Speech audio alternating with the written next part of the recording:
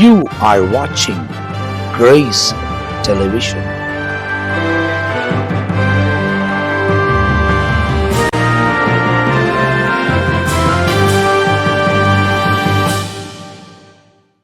ஆண்டவரும் அருமை இரட்சகராக இயேசு கிறிஸ்துவின் நாமத்தினால் உங்கள் யாவருக்கும் என் அன்பின் வாழ்த்துக்களையும் ஸ்தோத்திரங்களையும் நான் தெரிவித்துக் கொள்கிறேன்.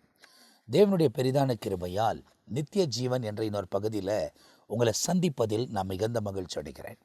தொடர்ந்து வேத வசனங்களை ஆராயவும் வேத வசனங்களை கவனிக்கவும் ஆண்டவர் தருகிற கிருபைக்காக நான் கர்த்தரை ஸ்தோத்திரிக்கிறேன். தொடர்ந்து தேவனுடைய வசனங்களை ஆராய்ந்து நாம் கர்த்தருடைய வசனங்களை தியானிக்கும் போது உண்மையாகவே தேவன் நம்முடைய வாழ்க்கையில் மேன்மையான காரியங்களை செய்வார் என்பதில் சந்தேகமும் இல்லை. இந்த உலக வாழ்க்கை நமக்கு நிரந்தரமானதல்ல, இது அநித்தியமான ஒரு வாழ்க்கை. நாம் நித்தியமான வாழ்க்கைக்குள் பிரவேசிப்பது தான் இந்த நித்திய ஜீவன் என்ற நிகழ்ச்சியை உங்களுக்கு வழங்கி கொண்டு வருகிறோம். இந்த நித்திய ஜீவன் நிகழ்ச்சியில் நித்தியத்துக்கான வழிகள் வேதத்திலிருந்து உங்களுக்கு போதிக்கப்பட்டு வருகிறது. ஏறக்குறைய எத்தனையோ எபிசோடுகள் உங்களுக்கு இதுவரை நாங்கள் வழங்கியிருக்கிறோம். தொடர்ந்து இந்த நிகழ்ச்சியை உங்களுக்கு தொடர்ச்சியாக வழங்க தேவன் உதவி செய்து வருகிறார்.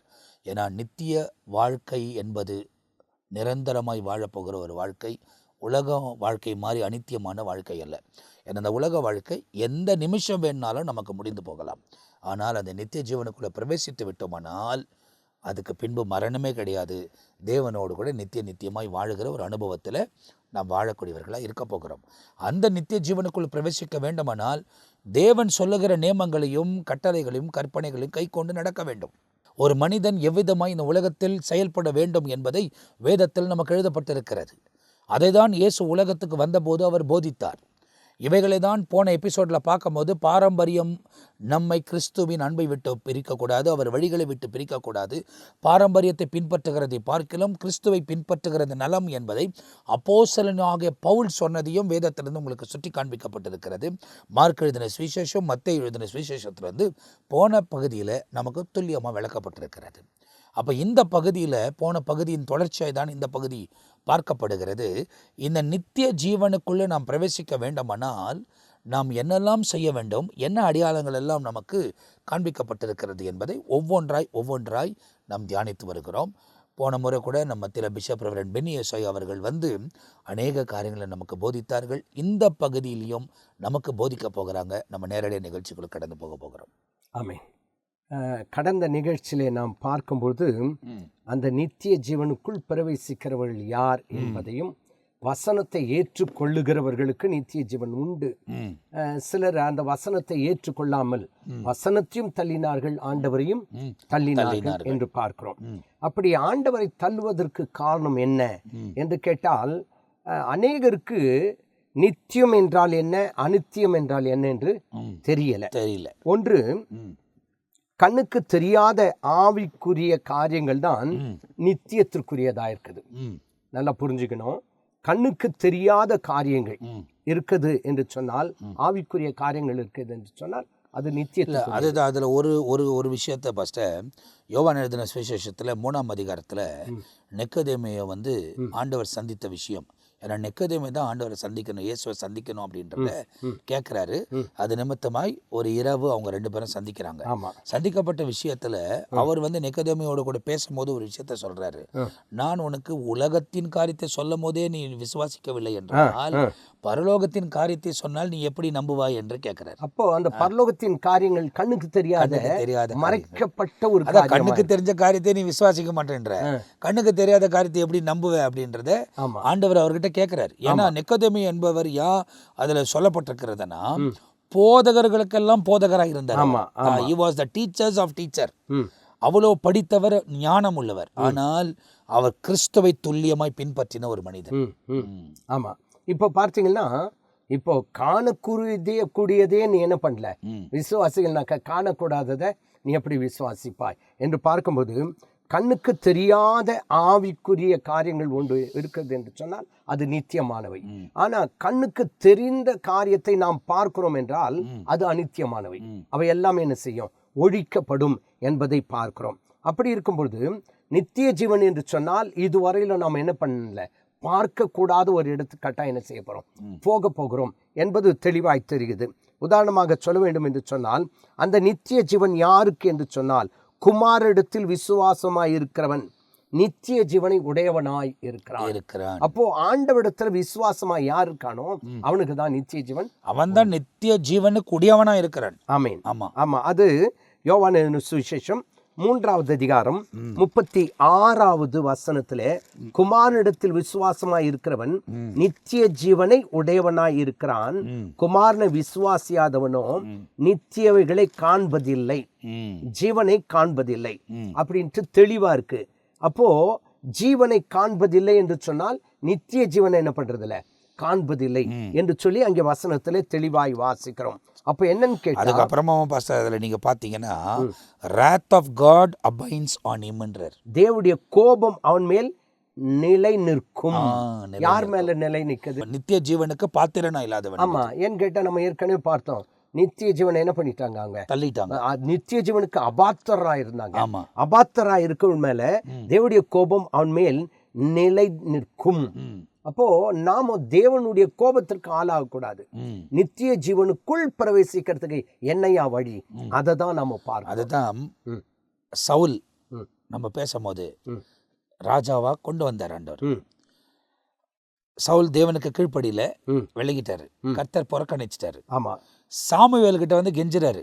அப்ப சாமுவேல், நீங்க நம்ம ஏற்கனவே பேசிருக்கிறது கெஞ்சும் போது சாமுவேல் என்ன சொல்றாருன்னா, கர்த்தரே உனக்கு எதிராய் நிற்க நான் என்ன செய்ய முடியும்? ஆமா, அப்போ ஒரு மனுஷனுக்கு ஆண்டவர் எதிர்த்து நின்றா உலகத்தில் இருக்கிறவ ஒருவனாலும் எதுவும் செய்ய முடியாது. ஆமா, அப்போ நாம என்ன செய்யணும், தேவன் நம்மோடு கூட இருக்கணும்னாக்கா அந்த நித்திய ஜீவனை பற்றி கொள்ள வேண்டும் அப்படின்றத வேதத்திலும் தெளிவா பார்க்கிறோம். லூக்கா சுவிசேஷம் 10வது அதிகாரம் 25வது வசனத்துல பார்க்கும்போது, அப்போது நியாயசாஸ்திரி ஒருவன் எழுந்திருந்து அவரை சோதிக்கும்படி, போதகரே, நித்திய ஜீவனை சுதந்தரித்துக் கொள்ளும்படி நான் என்ன செய்ய வேண்டும்? எதுக்காக வந்தானா? உண்மையாவே நித்திய ஜீவனை பெற்றுக்கொள்ள அல்ல. அங்க தெளிவா இருக்கு, அவரை சோதிக்கும்படி. அவர் என்னதான் சொல்றாரு பார்க்கலாமே. சோதிக்கும்படி வந்து கேட்கிறான், நான் என்ன செய்ய வேண்டும்? அதற்கு அவர், நியாய பிரமாணத்தில் என்ன எழுதியிருக்கிறது, நீ வாசித்திருக்கிறது என்ன என்றார். அவன் பிரதோத்தரமாக, உன் தேவனாகிய கர்த்தரிடத்தில் உன் முழு இதயத்தோடும் உன் ஆத்மாவோடும் உன் பலத்தோடும் உன் முழு சிந்தையோடும் அன்பு கூர்ந்து உன்னிடத்தில் அன்பு கூறுவதோ பல பேரிடத்திலும் அன்பு கூறுவாயாக என்று எழுதியிருக்கிறது என்றான். அவர் அவனை நோக்கி, நிதானமாய் உத்தரவு சொன்னாய், அப்படியே செய், அப்போது பிழைப்பாய். அதாவது நீ சொன்னபடியே செய், அப்போது நீ பிழைப்பாய். ஆமா, இப்ப பாருங்க, அவரை சோதிக்கும்படியாதான் நித்திய ஜீவனை பெற்றுக்கொள்ள நான் என்ன செய்யணும். அப்போ நியாயப்பிரமாணத்துல என்ன எழுதியிருக்கு அது போல செய்யணும்னு அங்க இன்னொன்னு சொல்லியிருக்கு பாருங்களேன். 29வது வசனம், அவன் தன்னை நீதிமான் என்று காண்பிக்க மனதாய், ரொம்ப உத்தமன்ற மாதிரி காண்பிக்க மனதாய் இயேசுவை நோக்கி, எனக்கு பிறன் யார்? அப்போ தெரியுது அவனுக்கு, ஆனாலும் தான் நீதிமான் என்று காண்பிக்கும்படி இப்ப யாருகிட்ட போய் பேசுறான்? இயேசு கிட்ட. சோதிக்கும்படியாய் நித்திய ஜீவனை பெற்றுக்கொள்ள நான் என்ன செய்யணும் அப்படின்னு கேட்டான். 2வது இப்ப என்னன்னு கேட்டா, தன்னை நீதிமான் என்று காண்பிக்கும்படியாய் போய் கேட்கும்போது, பிறன் யார்? அப்போ உன்னை போல அப்படியே போய் செய் அப்படின்ட்டு அவர் சொல்லும்போது, தன்னை நீதிமான் என்று காண்பிக்க மனதா இயேசுவை நோக்கி, எனக்கு பிறன் யாரு? இயேசு பிரதியுத்தரமாக, ஒரு மனுஷன் எருசலேம் இந்த எரிகோவுக்கு போகையில் கல்லர் கையில அகப்பட்டான் அப்படின்ட்டு அந்த காரியத்தை அப்படியே மறுபடியுமா, அதாவது அந்த சம்பவத்தை சொல்லணும் அப்படின்னாக்கா இவங்களுக்கு பிரீஃபாக எக்ஸ்பிளைன் பண்ணலாம். ஆமாம், அதாவது இயேசு அவனுக்கு எக்ஸ்பிளைன் பண்ணக்கூடிய அளவுக்கு ஒரு காரியத்தை அங்கே சொல்லி கொடுக்குறார். அதாவது ஒரு மனிதன், யாரோ ஒருத்தன் ஒரு புறஜாதியான் போய் கொண்டிருக்கான். அப்படி போய் கொண்டிருக்கும் போது தற்செயலாக ஆசாரியன் அந்த வழியிலே, அதாவது ஆசாரியன், லேவியன், அதுக்கப்புறமா சமாரியன், 3 பேர் பிரயாணப்பட்டு வராங்க. ஆசாரியன் யாரு? தேவனுக்காக ஊழியம் செய்யக்கூடியவன். லேவியன் தேவனோடவே நிலைச்சு நிற்கக்கூடிய அந்த கோத்திரத்தை சார்ந்தவன், தேவனுக்குரிய பங்குக்குரியவன். இவங்க 2 பேரும் தேவனுடைய சுவாபம் உள்ளவர்களா இருக்க வேண்டும். அப்ப 3வது சமாரியன் யார் அப்படின்னா, இவர்களால புறக்கணிக்கப்பட்டவர்கள். இவங்க லேவியாராலும் ஆசாரியர்களாலும் புறக்கணிக்கப்பட்டவர்கள் இந்த சமாரியர்கள். அப்ப அதுதான் சமாரிய ஸ்திரியை சந்திக்கும் போது இயேசு சொல்லுகிறார், பிதாவை தொழுது கொள்ள காலம் எங்கும் வருகிறது, நீ கவலைப்படாத. ஏன்னா எருசலேமுக்கு போய் நாங்கள் ஆராதிக்கோம், அவங்க விடமாட்டேன்றாங்க, எங்களை உள்ளே விடமாட்டேன்றாங்க, அது எங்களுக்கு ரொம்ப துக்கமாக இருக்குதுன்னு கேட்குறப்ப, நீ கவலைப்படாத, பிதாவை ஆராதிக்கிற காலம் உலகம் முழுவதும். அதுதான் இன்னைக்கு நடந்து கொண்டிருக்கிறது. ஆமென். அப்போ அந்த இடத்துல 3 பேர் சமாரியன் வருகிறான். அவன் வந்து அந்த விழுந்தவனை, அதாவது அவன் கொள்ளையிடப்பட்டிருக்கிறான், அவனை அடித்து போட்டிருக்கிறார்கள். அந்த காயங்களுக்கெல்லாம் மருந்து போட்டு அவனை தூக்கி தன்னுடைய கழுதையின் மேலேயே அவன் வைத்து கொண்டு போய் அந்த இடத்துல ஒரு மருத்துவ சிகிச்சை கொடுக்க வேண்டிய இடத்துல சேர்த்து விட்டு அவனுக்கு பணத்தையும் கட்டிட்டு, இன்னும் கூடுதலாக ஆகும்னு சொன்னால் நான் வரும்போது உனக்கு திரும்ப தரேன், அவனுக்கு பாருன்னு சொல்லிட்டு போகிறான்.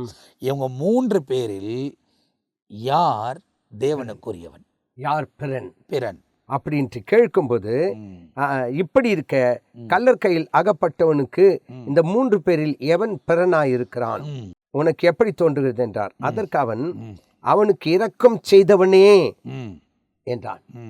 அப்பொழுது இயேசு அவனை நோக்கி, நீயும் போய் அந்தபடியே செய், இரக்கம் செய், இரக்கம் செய் அப்படின்ட்டு சொல்றாரு. அப்போ இதோடு கூட இது அதோடு கூட முடியுது.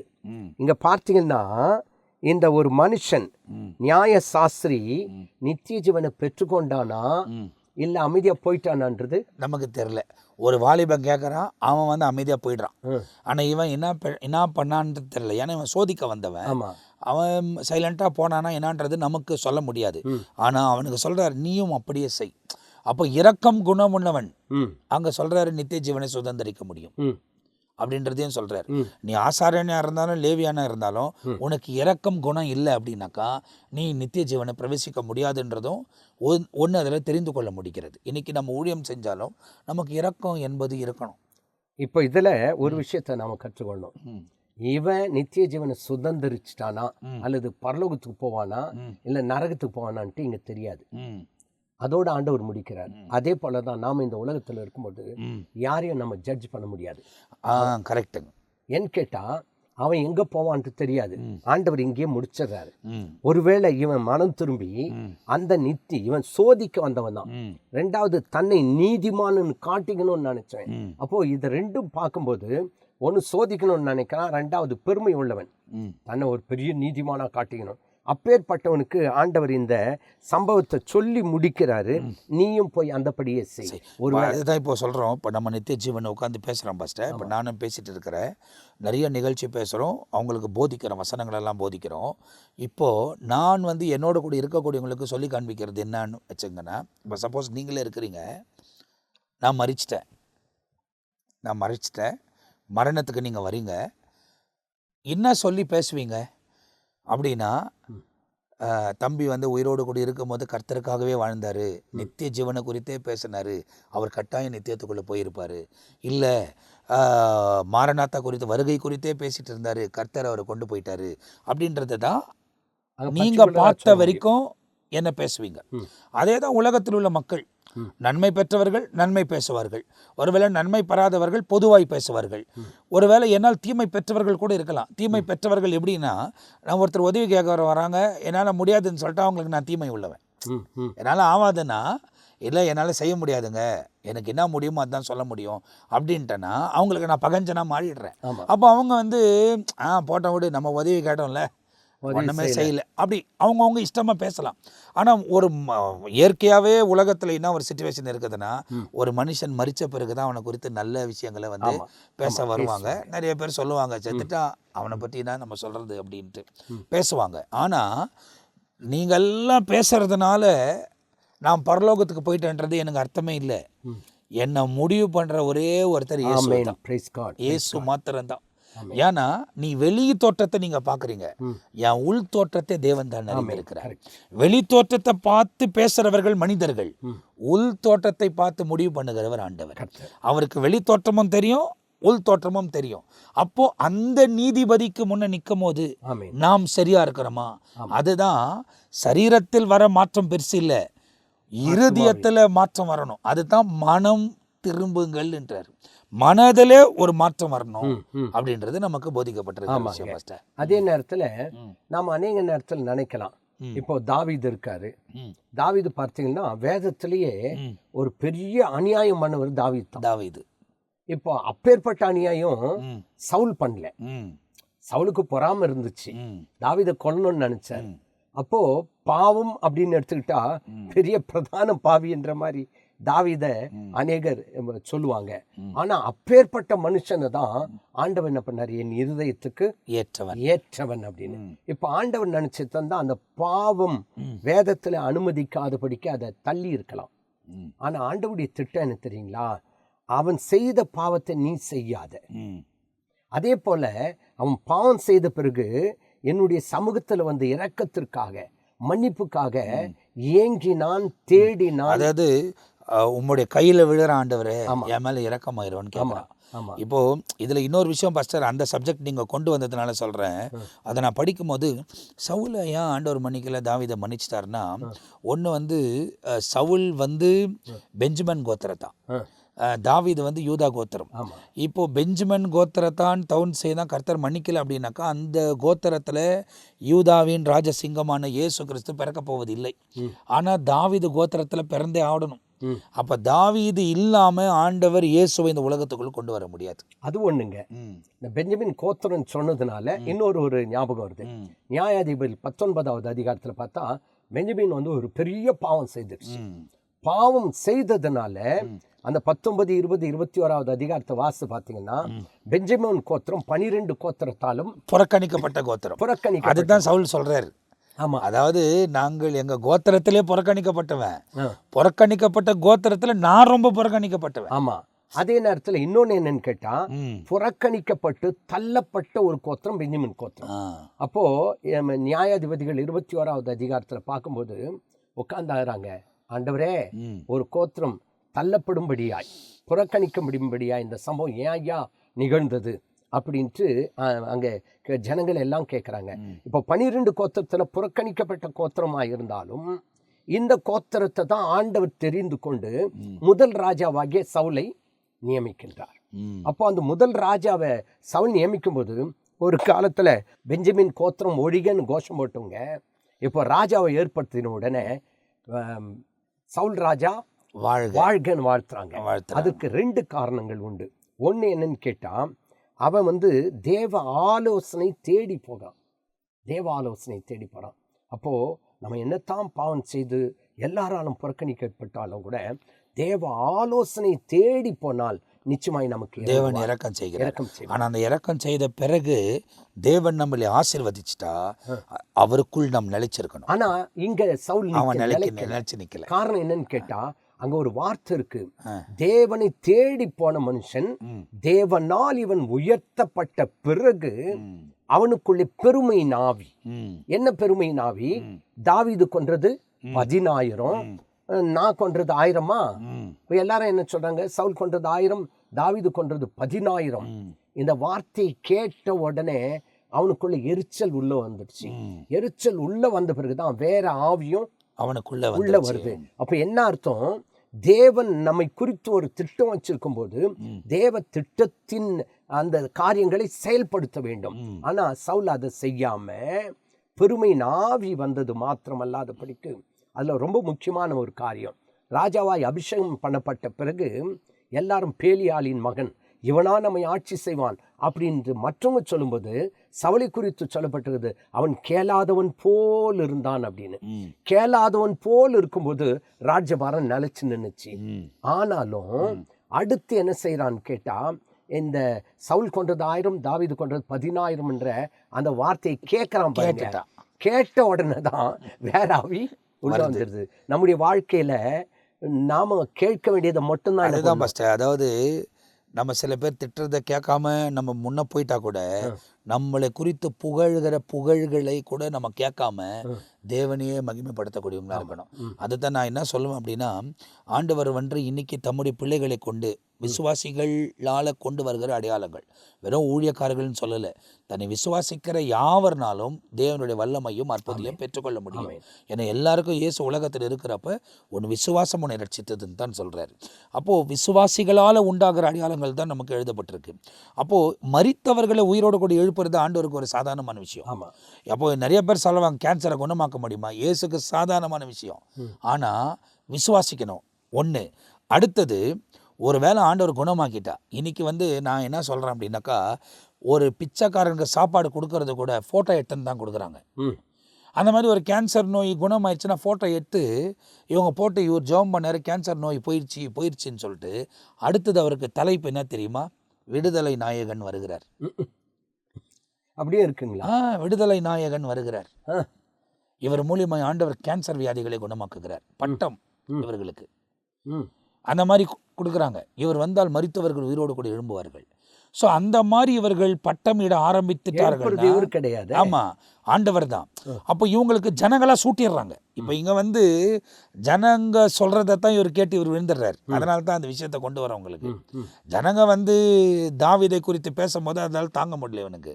ஸோ இந்த இடத்துல ஜனங்கள் சொல்றதை கேட்ட உடனே இவருக்கு பெருமை ஆட்டோமேட்டிக்காக வருது. அப்போ இவருடைய ஆத்மாவை இழக்க வேண்டிய சூழ்நிலை அவருக்கும் ஏற்படுது, ஆண்டவரும் புறக்கணிக்க வேண்டிய நிலைமை ஏற்படுது. அப்போ ஆண்டவர் என்ன யோசிக்கிறாருன்னா, இவனை கொண்டு இதெல்லாம் செஞ்சு இவனை நான் விட்டுறதோட இதெல்லாம் இல்லாமல் இவன் என் கூட இருக்கட்டும், இவன் தான் எனக்கு முக்கியம் அப்படின்ற ஒரு மனப்பான்மை. அதுதான் சொல்லுவேன், என்னை கொண்டு ஆண்டவர் செய்ய வேண்டுமானால் நான் வாயில் வந்து ஆண்டவரே இதெல்லாம் நான் இல்லை, ஆண்டவரே நீங்கள் தான் சொல்லிட்டு இருதயத்தில் பெருமை பாராட்டினேன்னா கூட கர்த்தர் என்னை கொண்டு செய்ய மாட்டார். ஏன்னா அவருக்கு தெரியும் என் ஆத்மா ரொம்ப முக்கியம். இன்னைக்கு பேசுகிற நம்ம ஆத்மாவும் முதல் நம்ம ரட்சித்துக் கொள்ளணும், அப்புறமா கேட்குறோம் இவங்க ஆத்மாக்களை ரட்சிப்பதுக்கான வழிகளை நம்ம சொல்லலாம். அப்போ என்னுடைய ஆத்மா கர்த்தர் ரொம்ப முக்கியமாக என்றதுனால அப்படிப்பட்ட காரியங்களை கொண்டு செய்வேனானால் இவன் விலகி போயிடுவானா, இவன் நிற்பானா? சில பேர் சொல்லுவாங்க, எனக்கு பணம் கொடுத்தா நான் இதை தான் செய்வேன், நான் நன்மை செய்வேன்னுவாங்க. பணம் வந்த பிறகு தான் தெரியும் அவங்க செய்வாங்களா இல்லையான்ட்டு. அது வந்து நமக்கு தெரியாது, உருவாக்கினா ஆண்டவருக்கு தெரியும். அதனால் எப்போவுமே என்ன சொல்லுவேன், தேவன் ஆசீர்வதித்தாரா, ஆசீர்வாதத்தின் மீது கவனம் செலுத்தாமல் ஆசீர்வதித்தவர் மேலேயே உங்கள் கவனம் இருக்க வேண்டும். அந்த ஆசீர்வதித்தவர் மேலேயே உங்கள் கவனம் இருக்கும் அப்படின்னா உனக்கு இன்னும் ஆசீர்வாதம் வரும். ஏன்னா நீ இது மேலே கவனம் செலுத்தணும்னு அவர் பார்க்குறாரு. ஆனால் எப்போ உன் கண்கள் அந்த பக்கம் திருப்பப்படுதோ நீ அங்கே நிறுத்தப்படுவ. ஏன் அப்படின்னா இங்கே போக வேண்டிய மகிமை உன் இருதயம் இதுக்குள்ளே போயிடுச்சு. ஸோ அந்த காரியங்கள்லாம் மாற்றி அமைத்ததான். அதுதான் நீங்கள் சொல்லும் போது அந்த இடத்துல பைபிளில் ரொம்ப வசனமாக நீங்கள் எடுத்து கொடுக்கும் போது நிறையா காரியங்கள் நம்ம கவனத்துக்கு வந்துக்கிட்டே யோசிக்க வேண்டியது, தியானிக்க வேண்டியது நிறைய இருக்கு, அதிகமாக இருக்குது. இப்போ உதாரணமாக சொல்ல வேண்டும் என்று சொன்னால், இப்போ இந்த மனிதனை குறித்து நாம பார்த்தோம். அது என்னன்னு கேட்டால் கடைசியில் அவனுடைய லைஃப், அவனுடைய வாழ்க்கை எப்படி போய் முடிந்தது என்று நமக்கு தெரியல. நீ அந்தபடியே போய் செய்யட்டாரு, அவன் செஞ்சானா இல்லையான்றது நமக்கு தெரியாது. அதே நேரத்தில் அவன் நித்திய ஜீவனை பெற்றுக்கொள்வதற்கு தன்னை ஆயத்தப்படுத்தி கொண்டானா இல்லையான்னு தெரியல. அதே போலதான் நம்ம யார் ஆண்டவர் நித்திய ஜீவனுக்குள் பிரவேசிக்க பண்ண போகிறார் என்பது தெரியாது. அதை குறித்து தான் தாவீதை குறித்து நாம் பார்த்தோம். என்னன்னு கேட்டா, தாவீது அவ்வளவு அநியாயம் பண்ணி இருக்காரு. ஆனாலும் அவன் செய்த அடுத்த காரியம் என்ன, அவனுக்கு உணர்த்தப்படும் பொழுது, அவனை உணர்த்திய பொழுது ஒப்பு கொடுக்கிற அனுபவம் அவனுக்குள்ளே இருந்தது. இன்றைக்கு நம்முடைய வாழ்க்கையிலும் கூட நாம் உணர்த்தப்படுவோம் என்று சொன்னால் ஒப்பு கொடுக்க வேண்டிய கடமை நமக்கு இருக்கிறது. நாம என்ன செய்யணும்? ஒப்பு கொடுக்கணும். அப்படி ஒப்பு கொடுத்து 51வது சங்கீதத்தை பாடினார் என்பது நமக்கு எல்லாருக்கும் தெரியும். அந்த ஒப்பு கொடுத்தல் தேவனுடைய இருதயத்தில் பட்டது. அப்ப அவர் பார்த்தாரு, அவனை பார்த்து ஆண்டவர் சொல்லிட்டாரு, என் இருதயத்துக்கு ஏற்றவன். ஏன்னா தாவீது வந்து தீர்க்கதரிசிகள் அந்த நாட்களில் இருந்த போதிலும் பிரச்சனைன்னு வந்த போது தீர்க்கதரிசிகள் தேடி போல கர்த்தருடைய சமூகத்தையே தேடி போனான். ஆமா, அதுதான் பைபிள்ல சொல்லுது. இன்னைக்கு இந்த காலத்துல நிறைய பேர் வந்து இங்க தீர்க்க தரிசனம் சொல்றாங்க, அங்க தீர்க்க தரிசனம் சொல்றாங்க, அவர் சொல்றாங்க, அதெல்லாம் வந்து நிறைவேறல இருந்தது அடுத்தது. அதனால மனுஷர்களை தேடி ஓடுகிறார்கள். ஆனா தாவீது எப்பவுமே தேவ பிரசன்னத்தையே நாடி ஓடினது மட்டுமல்லாம அடிக்கடி அவர் ஒரு நல்ல ஒரு பாடகர்ன்றது நமக்கு நல்லாவே தெரியும். நான் பலமுறை பல இடங்களிலே சொல்லியிருக்கேன், அவர் ஒரு பாட்டு பாடுறாருனாக்கா ஒரு கருத்தோடு தான் என்ன பண்ணுவார், பாடுவார். எதுவா இருந்தாலும் சரி, எல்லாத்திலையும் நீங்க எப்போதுமே ஒரு ஆலோசனை உங்களுக்கு நான் சொல்லுகிறேன். சங்கீத பகுதியை வாசிக்கும் பொழுது, இப்போ உதாரணமா ஒரு சங்கீதத்தை நான் வாசிப்பேன் என்று சொன்னால், அந்த சங்கீதத்தை மட்டும் வாசிக்காம அதுக்கு முன்னாடி அந்த பிராக்கெட்ல கொடுத்துருக்கிறத நம்ம வாசி பார்த்தா நிறைய பாடங்களை கற்றுக்கொள்ள முடியும். உதாரணமாக 57வது சங்கீதத்தை பார்க்கும்போது, தாவீது சவுலுக்கு தப்பி ஓடி கெபியில் ஒதுங்குகையில் தனக்கு நஷ்டம் நேரிடாமல் இருக்கும்படி பாடின பாடல். அப்போ நஷ்டம் நேரிடக்கூடாதுனாக்க கூட என்ன பண்றாரு, பாட்டு பாடுறாரு. அப்போ அந்த 57வது சங்கீதத்தை பார்க்கும்போது தனக்கு நஷ்டம் நேரிடக்கூடாதுன்ட்டு பாட்டு பாடுறாரு. அந்த அனுபவத்தை பாருங்க. அப்போ அங்க ஆண்டவரை புகழ்ந்து, எனக்கு இறங்கும் தேவனே எனக்கு இறங்கும் அப்படின்னு பாட்டு பாடுறாரு. எதுக்காக அப்படின்னு கேட்டா எனக்கு நஷ்டம் வந்துடக்கூடாதுப்பா, ம். இன்னும் ராஜாவாகல. ம். ஆனா இங்க நடந்தது என்ன, தாவீது சவுலுக்கு தப்பி ஓடி கெபியில் ஒதுங்குகையில் ம். எனக்கு நஷ்டம் வரக்கூடாது. ஏன்னா இவர் எல்லாமே புகழ்ந்த உடனே அவர் இவரை கொல்ல யோசிக்கிறார், ஆமா. கொல்ல தேடிட்டே இருக்கிறாரு. ஆனால் அந்த பாதை சரிப்படுத்தப்படுகிறது வைக்கும் தாவீதுடைய வாழ்க்கை ஓட்டமாக தான் இருந்தது. ஆனால் எப்போ தேவன் தம்முடைய சித்தத்தை கொண்டு தாவீதுக்கு எல்லாவற்றையும் கற்றுக் கொடுத்து இதுதான் நான் நடத்துகிற வழின்னு சொல்லி கொடுத்தாரோ அப்போதிலிருந்து கர்த்தர் அவர் ராஜ்யத்தை ஸ்திரப்படுத்தினார். அடுத்து 58வது சங்கீதத்தை பார்க்கும்போது தான் கெட்டு போகாதபடிக்கு பாடின பாடல். நான் கெட்டு போக கூடாதுன்ட்டு என்ன பண்றாரு, பாட்டு பாடுறாரு. அப்ப என்ன அர்த்தம், நீங்க சொன்ன மாதிரி எப்போதும் யாரோடு கூட தொடர்பு, தேவனோடு கூட தொடர்பு. அவன் அநியாயம் செய்தான் உண்மைதான், கொடூரமான பாவம் செய்தான் உண்மைதான், கொலை செய்தான் உண்மைதான். ஆனா அவனுடைய வாழ்க்கையில உணர்த்தப்பட்ட போது அவருடைய வாழ்க்கை என்ன செய்துங்க, மாறுகிறது. அப்போ கெட்டு போக கூடாதுன்னு பாட்டு பண்ணானா. இன்னைக்கு நாம கூட கெட்டு போக கூடாதுனாக்க என்ன பண்ணோம், பாட்டு பண்ணோம். 59வது சங்கீதம் இப்படி தாவீது பாடின சங்கீதம் எல்லாம் என்ன காரணத்தோடு கூட பாடினார் அப்படின்ட்டு இங்க எழுதப்பட்டிருக்குது. இதெல்லாம் வாசி பார்த்தீங்க அப்படின்னு சொன்னா இவன் பரலோகத்துக்கு போக மாட்டான், நித்திய ஜீவனே கிடையாது. காரணம் அடுத்தவுடைய மனைவியை கொன்னுட்டான், அடுத்த மனைவி வச்சுக்கிட்டு இருக்கான், அவளோடு கூட சயனித்தான், ஆகவே இவன் பெரிய பாவி அப்படின்னு நாம நினைச்சிருக்கலாம். ஆனாலும் அது உணர்த்தப்படும் பொழுதுதான் அவர் மனம் திரும்பி மாற்றம் ஏற்படுகிறது. அதே நேரத்துல அந்த பாவத்தை மறுபடியும் அவன் என்ன செய்யல. ஆனா இன்னைக்கு அநேகர் தாவீதே பாவம் செய்தான், நான் ஏமாத்திரம். தாவீதே அப்ப யாரு உதாரணத்துக்கு வராங்க, தாவீதை வச்சுக்கிட்டு அவனை முன் வைத்து பாவம் செய்கிறார்கள். அப்படிப்பட்டவளுக்கு நித்திய ஜீவன் நிச்சயமா இல்ல. அவன் உணர்த்தப்பட்டது பிறகு மறுபடியும் அவன் என்ன செய்யல, பாவம் செய்யாதபடிக்கு தன்னை காத்து கொண்டான். அதே போல அதனாலதான் அவனை தேவன் தன் இருதயத்துக்கு ஏற்றவனாய். அதுதான் இப்போ நீங்க சொல்றீங்க. அப்போ அந்த நாட்கள்ல தாவீது ஒரு வேளை சில மனைவிகளை கல்யாணம் பண்ணி வாழ்ந்திருக்கலாம், அது அந்த காலத்துல. பட் இந்த காலத்துல நமக்கு இருக்கிற சட்டம், நமக்கு இருக்கிற கலாச்சாரம் ஒரே ஒரு கணவனுக்கு ஒரு மனைவி அப்படின்றது தான் நம்மளுடைய கலாச்சாரத்தில் வருது. அப்போ நீங்க வேடிக்கையா சொல்லணும்னு பார்த்தீங்கன்னா, நாம் தாவீதை காரணம் காட்டு கொண்டிருந்தாதான் நம்ம வேடிக்கையா பார்க்குற சில விஷயங்கள், மனைவி ஜூஸ் பாட்டில் விஷம் ஊற்றி கொண்டுட்டாங்க, கணவன் இப்போ நம்ம பார்க்குற நியூஸ் எல்லாம் குக்கரில் வச்சு கொண்டுட்டாங்க. ஏன் இதெல்லாம் நடக்குதுன்னா இந்த மாதிரி சில மாற்றுதல் வருகிறதுனால தான், இந்த மாதிரி சில காரியங்கள் நடக்கிறதுனால தான் கோபம் கொள்ளக்கூடியவர்கள் எதையும் செய்ய துணியக்கூடிய ஒரு காலத்தில் வாழ்ந்து கொண்டிருக்கிறோம்.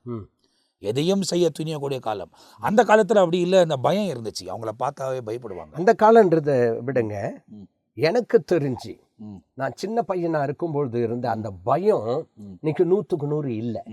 ஏன் அப்படின்னு கேட்டா, நாங்க ஸ்கூலுக்கு போயிட்டு வருவோம், அம்மா தான் எங்களுக்கு செகண்ட் ஸ்டாண்டர்ட் டீச்சர். அப்படி இருக்கும்போது ஸ்கூல்ல இருந்து வரும்போது அப்பா அம்மாவுக்கு ஸ்தோத்திரம் அப்படின்னு சொல்லுவோம். இன்னைக்கு அதெல்லாம் கிடையாது. பெற்றோர்களை குறித்த பயம் சுத்தமா இல்லாம போயிடுச்சு. அதே நேரத்தில் ஊழியக்காரர்களை குறித்த ஒரு பயம், பெரியவர்களை குறித்த ஒரு பயம். அதாவது அவங்கெல்லாம் வந்தால் எழுந்து நின்றுவாங்க பாஸ்டர். அப்போ எங்கள் அப்பாலாம் வந்தால் நான் எழுந்து கை கட்டுன்னு நின்றுடுவோம். ப்ரைஸ் எல்லாம் சொல்கிறதோட நின்றுட்டோம்னா எதுவும் பேசவே மாட்டோம். அவங்க என்ன பேசினாலும் தலைக்கீழே போட்டுன்னு தான் நிற்கணும். பேசினோடனே நம்ம உள்ளே போயிடணும். உள்ளே போய் நம்ம குதிக்கிறோம், விளையாடுறதோ அழுகுறதெல்லாம் உள்ளோ, எதிரில் ஒன்றுமே செய்யக்கூடாது, அமைதியாக நிற்கணும். ஆனால் இப்போ அந்த பயம் இருக்குங்களா? அப்போது காணக்கூடிய தாய் தகப்பனை குறித்த பயமே இல்லைனாக்கா காணக்கூடாத தேவனிடத்தில் எப்படி பயபக்தியோடு இருக்க முடியும்? அது மிகவும் கஷ்டம். அப்போ இன்றைக்கு தேவ பயம் மனுஷனை விட்டு போயிடுச்சு. அதனாலதான் வசனமும் சொல்லுது, சந்தோஷம் அனுப்பத்தை விட்டு ஒழிந்து போயிற்று அப்படின்னு பார்த்தா, ஒரு விசுவாச குடும்பமா இருந்தா கூட அந்த குடும்பத்துக்குள்ள சந்தோஷம் என்பது இருக்கிறதா என்பது ஒரு பெரிய கேள்விக்குறியா இருக்குது. இது காரணம் என்னன்னு கேட்டா, கடைசி காலத்துல வசனம் அப்படிதான் இருக்கு. ஏன்னு கேட்டா என்னென்ன நடக்கும் அப்படின்னு சொல்லிட்டு கடைசி காலத்தை குறித்து ஒரே ஒரு சம்பவத்தை மட்டுமே வாசித்து இந்த நிகழ்ச்சியை முடிக்கலாம் என்று சொல்லி நான் நினைக்கிறேன். ஏற்கனவே நான் வாசித்த பகுதியாக இருந்தாலும் அங்கே என்ன சொல்லப்பட்டிருக்கிறது, மேலும் கடைசி நாட்களில் அப்படின்னு வசனத்தில் இருக்கு இல்லையா, கொடிய காலங்கள் வரும் என்று. சுபாவ அன்பில்லாதவர்களாயும், இன்னைக்கு அந்த சுபாவ அன்பு இருக்குங்களா? இல்ல. இப்போ ரிலேட்டிவ் அப்படின்னு சொல்ற அந்த நபர்களே யாருன்றது தெரியாத ஒரு சூழ்நிலை. இப்போ நம்ம வீட்டுக்கே யாராவது வராங்க அப்படின்னு சொன்னா பிள்ளைங்க அவங்களுக்கு ஸ்தோத்திரம் சொல்லாம அதுங்க ஒரு செல்போன் வச்சுட்டு இது பண்ணிட்டு இருக்குது. அதன் பிறகு நாம கூப்பிட்டு சொல்றோம், அத்தை வந்திருக்காங்க, மாமா வந்திருக்காங்க, பெரியப்பா வந்திருக்காரு அப்படின்னு சொன்னா அப்படி பார்த்துட்டு சிரிச்சுட்டு அமைதியா போயிடுது ஒழிய அவங்களுக்கு பிரைஸ் எல்லாம் சொல்ற சுவாபம் இல்லை. இல்ல. அதன் பிறகு அப்படி பார்த்து சிரிச்சுட்டு செல்போன் எடுத்துட்டு உள்ள போயிடுறாங்க.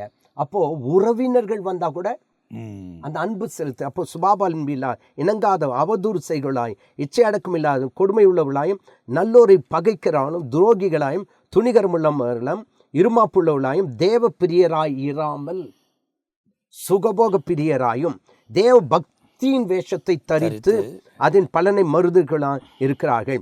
அதுக்கு முன்னாடி பார்த்தீங்க அப்படின்னு சொன்னா மனுஷ தற்பிரியரம் பணப்பிரியம் தகப்பன் தாய்மாருக்கு கீழ்ப்படியாதவர்களாயும் நன்றி அறிதல் இல்லாதவர்களாயும் பரிசுத்தம் இல்லாதவர்களாயும். அதுதான் அது நமக்கு 2 தீமோத்தி 3ஆம் அதிகாரத்தில் ரொம்ப தெளிவாக சொல்லப்பட்டிருக்கிற ஒரு விஷயம். இந்த வசனங்கள் எல்லாம் நம்ம பார்க்கும் போது கடைசி நாட்களில் நடக்கக்கூடிய எல்லா அடையாளங்களும் இதுக்கு மேல்ட்டு இன்னும் அடையாளம் இல்லை. இதுதான் நமக்கு அடையாளம். எல்லா அடையாளமும் நமக்கு இப்போ ரொம்ப தெளிவாக திரை மாதிரி காண்பிக்கப்பட்டு கொண்டே இருக்கிறது. ஸோ இந்த அடையாளத்தெல்லாம் பார்க்குற நம்ம என்ன பண்ணணும்னா எச்சரிக்கையான ஆண்டவர் ஒரே ஒரு வருஷம் தான் சொல்கிறாரு, ஜெபம் பண்ணி விழித்திருங்கள். ஜெபம் பண்ணுங்க. ஜெபம் பண்ணுறது என்னென்னா ஆண்டவரோட பேசுங்க, அவர் பேசுகிறத கேளுங்க, கேட்டு நடங்க. இன்னொன்று, உங்கள் மீட்பு சமீபமாய் இருக்குது என்று சொல்லி உங்கள் தலைகளை உயர்த்துங்கள். அதுதான் லூக்கா 21 சொல்கிறாரு, மீட்பு சமீபமாக இருக்குன்னு. அப்போது நம்ம நித்திய ஜீவனுக்கு ரொம்ப நெருங்கி கிட்ட வந்து கொண்டு இருக்கிறோம். நம்முடைய உலக வாழ்க்கையெல்லாம் முடிய போகிறது. ஒன்று உலகமும் முடிய போகுது, நம்முடைய வாழ்க்கையும் முடிய போகிறது. இது ரெண்டும் எப்போ வேணாலும் முடிந்து போகலாம். ஆனால் அது முடிகிற நேரத்தில் நீ கிறிஸ்துவுக்குள் இருப்பாயானால் தான் ஆட்டுக்குட்டியின் கல்யாணம், 1000 வருஷ அரசாட்சி, நித்திய வாழ்க்கை. இது இல்லைனாக்கா நிச்சயமாக பிரவேசிக்க மாட்டீங்க. விளையாடாதீங்க. மனதில் ஒரு மாற்றம் வரட்டும். இன்னும் ஏராளமான காரியங்களை தொடர்ந்து தியானிக்கணும். இந்த பகுதியில் உங்கள் நேரத்தை ஒதுக்கி எங்கள் நடுவில் இருந்ததுக்காக ரொம்ப நன்றி பாஸ்டர். இன்னும் பேசிக்கிட்டே இருக்கலாம், நிறைய வசனங்கள் வந்துக்கிட்டே இருக்குது. ஆனால் தொடர்ந்து இப்போது அடுத்த எபிசோடில் தான் மீதியான காரியங்களை உங்களோடு கூட நான் பகிர்ந்து கொள்ள போகிறோம். எனவே இந்த நிகழ்ச்சியை பார்க்குற நீங்கள் மற்றவங்களோடு கூட இதை ஷேர் பண்ணுங்கள், உங்கள் கமெண்ட்ஸை பதிவு பண்ணுங்கள். நிச்சயமாக ஆண்டவர் உங்கள் வாழ்க்கையில் மேன்மையான காரியங்களை செய்வார். அடுத்த பகுதியில் சந்திக்கிற வரை தற்போது நாங்கள் உங்கள்கிட்ட விடை பெறுகிறோம். கர்த்தர் உங்களை ஆசீர்வதிப்பாராக. ஆமேன், ஆமேன், ஆமேன்.